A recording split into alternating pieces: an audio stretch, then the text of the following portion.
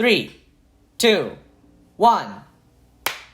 Hello, everyone. Welcome back to a conversation. Less silly, more political, if you will. Very intellectual. Intellectual, that's the right word. Squadcast is now officially a politics channel and a news channel. This is the only content you're going to be getting.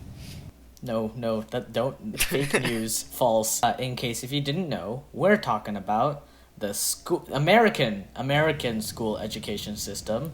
Good old school. The good old school education system, and what's wrong with it? Right. So before we get started, I want to point out we're going to be splitting each point into 3 sections. The first section is what the point is. The second section is just us talking about the point and how it's affected us as students in the American education system. The third point is going to be how we can solve it, easily or not easily, but just solve it in general. And maybe the repercussions of solving it. Let's start with what is wrong with the American education system? What's so bad about it? Why are we talking about it? I don't know. What is... Why do we need to change it? Let's see. It produces inauthentic learning workers. It produces bad workers. If you're looking at this from a strictly materialist point of view, we want to produce the best workers possible. You wouldn't use this system. This system is very bad at its job, which it was made to produce factory workers in Italy in the 1800s in the Industrial Revolution.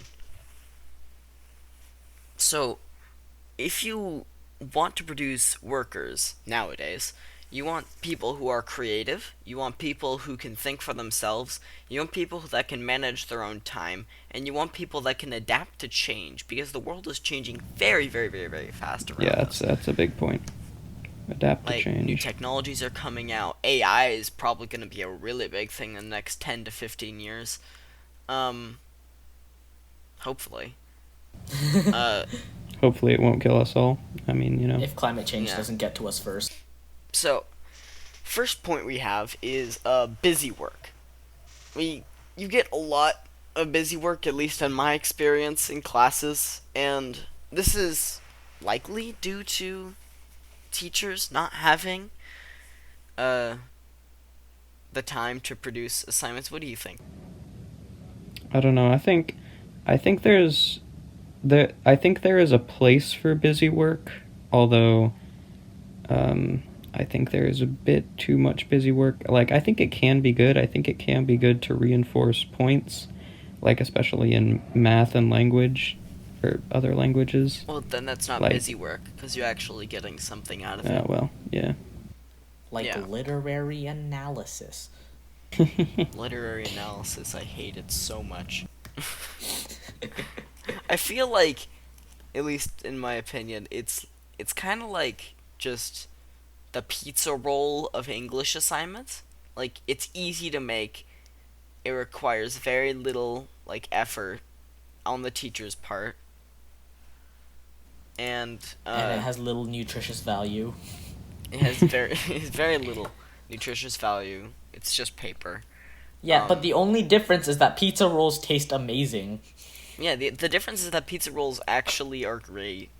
And it's like if you just dip the pizza roll in mustard, liquid arsenic or something. Okay, well I was thinking of something a little more.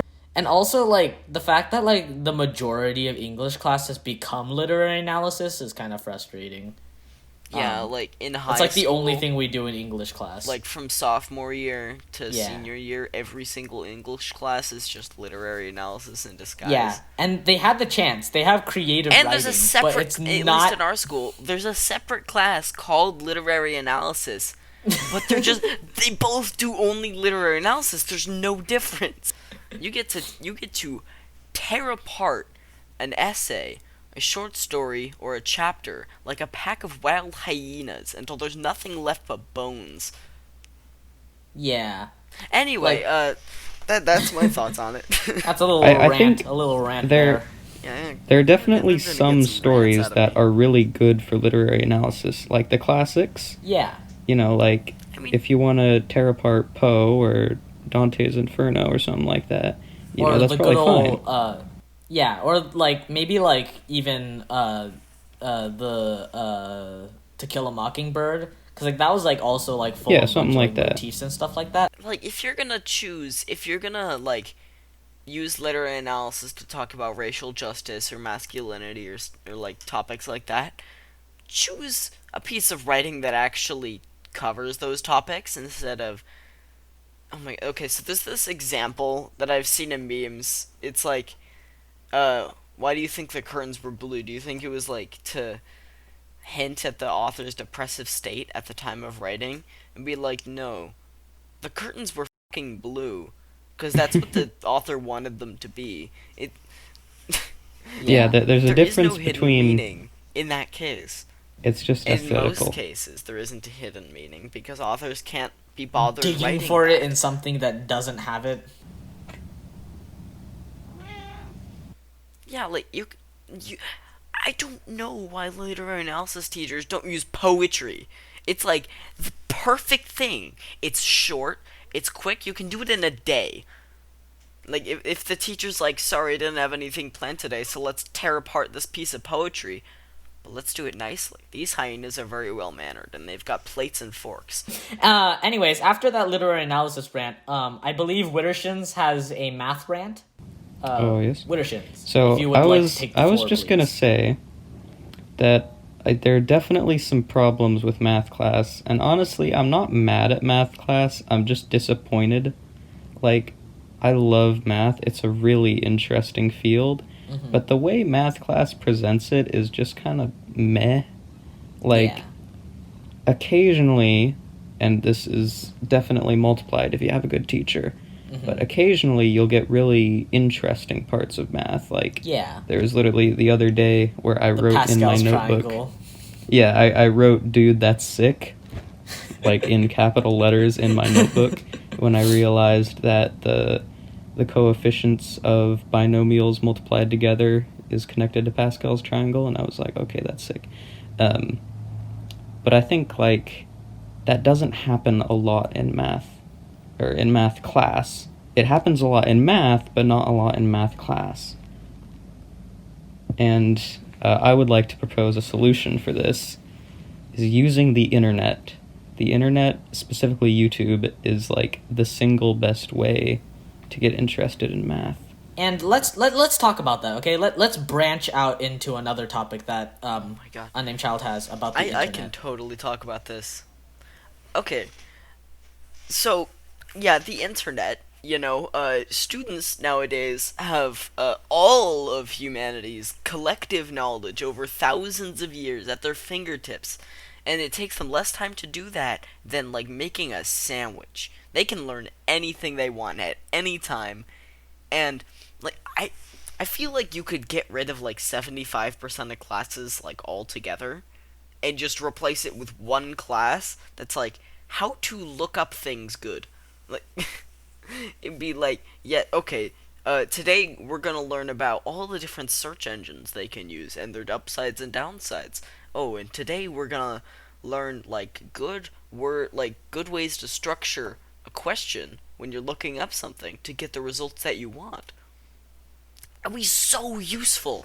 In 8th grade, I'm not sure about you guys, but we had a like really nice unit during like history class where we learned about like how to find like how to tell the difference between like fake news and real news, and like how to tell whether a news like what like news is trustworthy and which ones aren't, and like how to tell, and like what the secure and not secure sign means, and like things like that. And I feel like if we like expand upon that, I feel like that'd be a great idea, because like I mean, that'd be you couldn't do it immediately because, at least in our city, yeah. in our state, you have to spend like 12 years in a specific subject to teach that subject. Yeah, but like Uh, so you would have to train like a generation of teachers. Information, if you find something on the internet, like a Wikipedia article that says all frogs,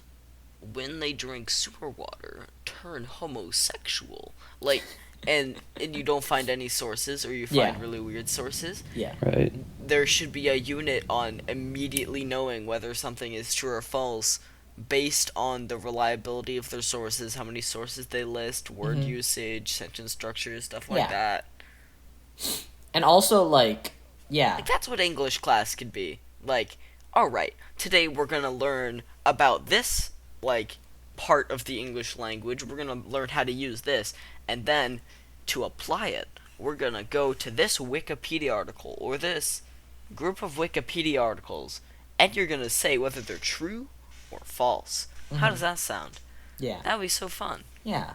And not only that, but like there are other things you can learn from the internet that would be useful for like the future and like getting a job. For example, like you can have like not an entire class, but like maybe like a section of a unit where you can learn about maybe like how to make a good looking slide or like online portfolios Like and things coding. like that. Like how to make a presentation look appealing or things like that. Because How like to if you look code at a a lot of website. like there are a lot of good slides, and then you see someone with like Comic Sans green font Bright pink. over bright pink background. Lime and magenta. Oh, my favorite. I think another thing about the internet is that the internet is literally built to find the things that you're interested in.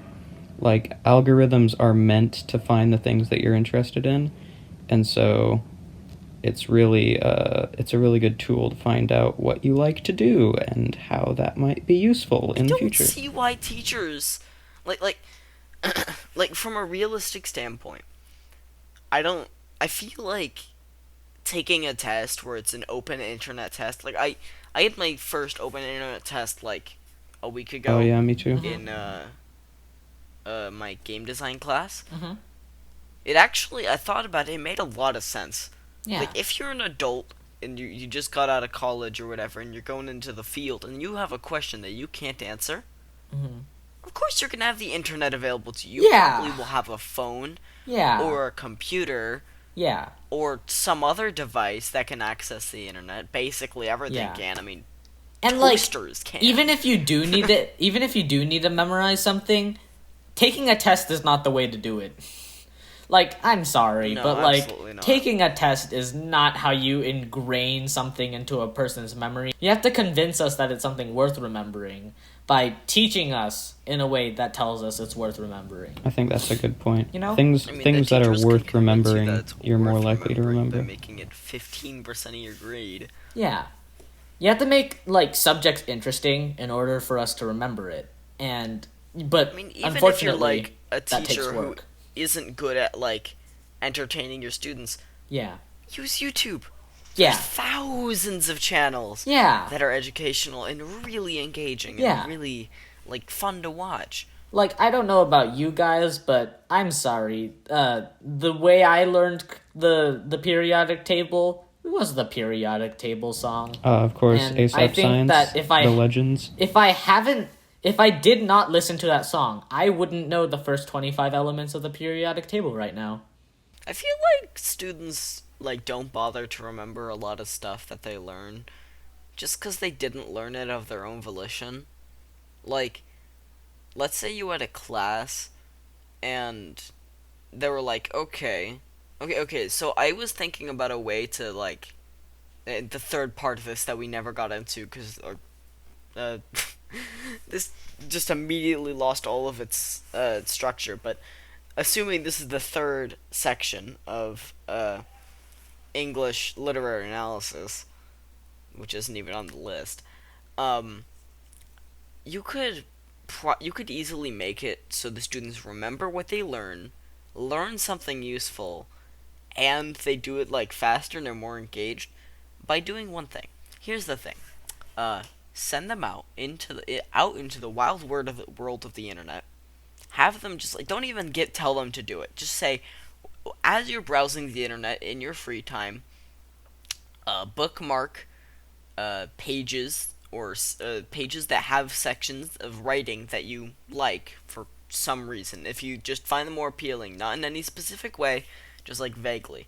And the next class in a week or whatever, or in 4 days, we can come back and say and go over what you found. Like, okay, this thing that I found on, I don't know,